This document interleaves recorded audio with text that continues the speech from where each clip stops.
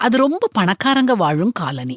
அடுத்தவங்கள விட தாங்க பணக்காரங்கன்னு காட்டிக்கிறதுலேயே எல்லாருடைய கவனமும் இருந்துச்சு. ஒருத்தர் வேலை விஷயமா தன்னுடைய வீட்டை காலி பண்ண வேண்டியதா இருந்துச்சு.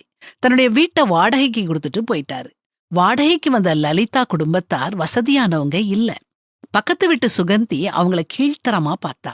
தன்னுடைய பெரிய கார்ல போகும்போதும் வரும்போதும் லலிதா வீட்டார எகத்தாளமா பாப்பா.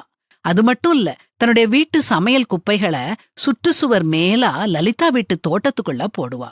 ஆனா லலிதா இத பொருட்படுத்தவே இல்ல. ஒரு நாள் சுகந்தி நோய்வாய்ப்பட்டு மருத்துவமனையில அனுமதிக்கப்பட்டா.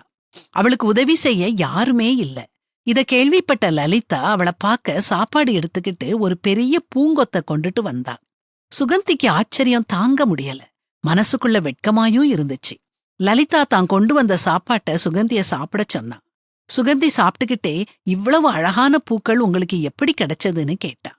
அதுக்கு லலிதா, ஓ அதுவா, நீங்க எங்க வீட்டுக்குள்ள எரிஞ்ச குப்பைய உரமாக்கி என் பூஞ்செடிகளுக்கு போட்டேன். ரொம்ப வேகமா செழிப்பா வளர்ந்துட்டுது. அதுல பூத்த பூக்கள் தான் இதுன்னு சொன்னா. அடுத்தவங்க நமக்கு தீமைன்னு செய்யறதுலயும் நாம நன்மைய காண முடியும். யாராவது உங்களுக்கு தீமை செய்றாங்களா, உடனே வெகுண்டெழுந்து கோபப்படாதீங்க. அவங்களுக்கு நன்மை செய்யுங்க. அப்படி செஞ்சீங்கன்னா உங்க மனமும் பண்படும், ஆண்டவரும் உங்களை ஆசீர்வதிப்பாரு. தீமைக்கு தீமையையும் உதாசீனத்துக்கு உதாசீனத்தையும் சரிக்கட்டாமல் அதற்கு பதிலாக நீங்கள் ஆசீர்வாதத்தை சுதந்தரித்துக் கொள்ளும்படி அழைக்கப்பட்டிருக்கிறவர்கள் என்று அறிந்து ஆசீர்வதியுங்கள் அப்படின்னு பரிசுத்த வேதாகமமும் நமக்கு அறிவுறுத்துதே.